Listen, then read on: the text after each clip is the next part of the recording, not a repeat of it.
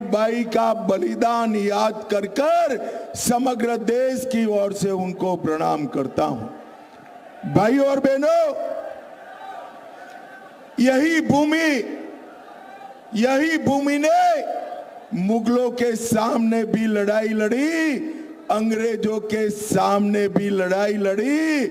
अब हमारे देश में ये जो देसी अंग्रेज है उनके सामने बुंदेलखंड ने लड़ाई लड़नी है, देसी अंग्रेजों के सामने। भाइयों बहनों, आज मैं जब यहां आया हूं तब 4 चरण समाप्त हो चुके। 4 चरण का नतीजा झांसी वालों जानना है आपको? जरा जोर से बोलो, जानना है? ऐसे नहीं चलेगा भाई, जोर से बोलिए, जानना है? 4 चरण में मोदी जी 270 सीटें लेकर तीसरी सेंचुरी की ओर आगे बढ़ गए हैं। और ये राहुल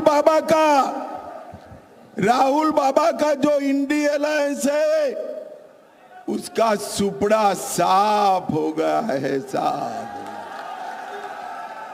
अब ये निश्चित है कि मोदी जी तीसरी बार देश के प्रधानमंत्री बनने जा रहे हैं। बैठ जाओ। भाइयों बहनों, ये 2 घूंटों के बीच में तय करना है। एक और राम भक्तों पर गोली चलाने वाली समाजवादी पार्टी है और दूसरी ओर राम मंदिर बनाने वाले नरेंद्र मोदी। भाइयों बहनों, मुझे बताओ, अयोध्या में राम मंदिर पहले बनना चाहिए था या नहीं बनना चाहिए था? अरे जोर से बोलो, बनना चाहिए था या नहीं बनना चाहिए? 70 साल से ये Congress party, Samajwadi party, Bahujan Samajwadi party Ram मंदिर को रोक कर रखी। समाजवादी पार्टी ने कार सेवकों पर गोलियां चलाई, भून दिया, सरयू में डाल दिया।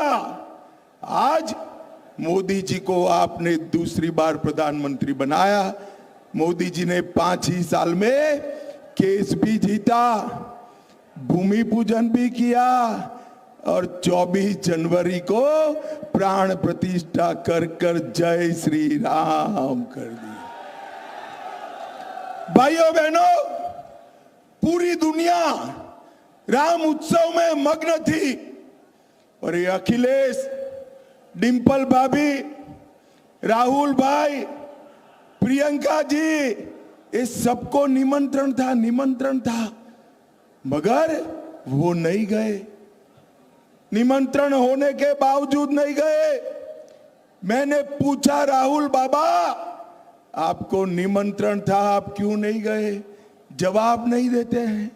झांसी वालों, मैं बताऊं क्यों नहीं गए? बताऊं क्या?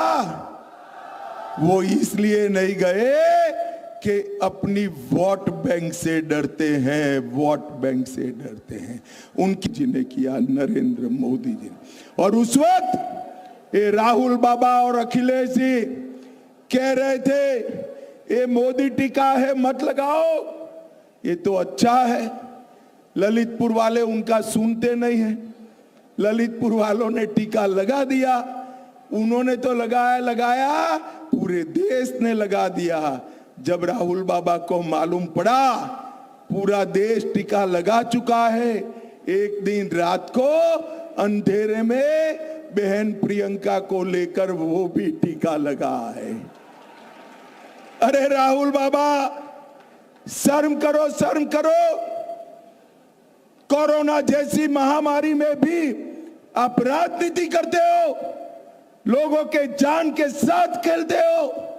भाइयों बहनों, ये लोग कभी लोगों का भला नहीं सोच सकते। एक और मोदी जी है जो कहते हैं पूरा देश मेरा परिवार है।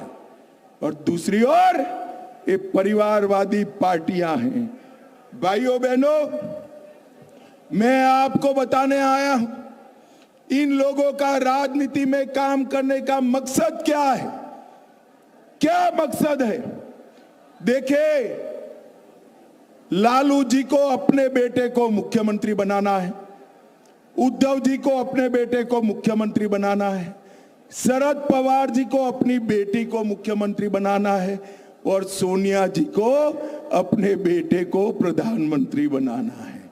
भाइयों बहनों, मुझे बताओ, जो अपने बेटों बेटी के लिए, भतीजे के लिए राजनीति में हो, वो ललितपुर के युवाओं का भला कर सकते हैं क्या? जरा जोर से बोलो, कर सकते हैं क्या?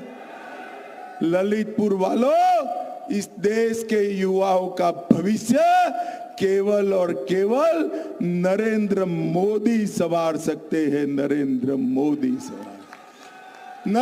मोदी जी ने इस देश को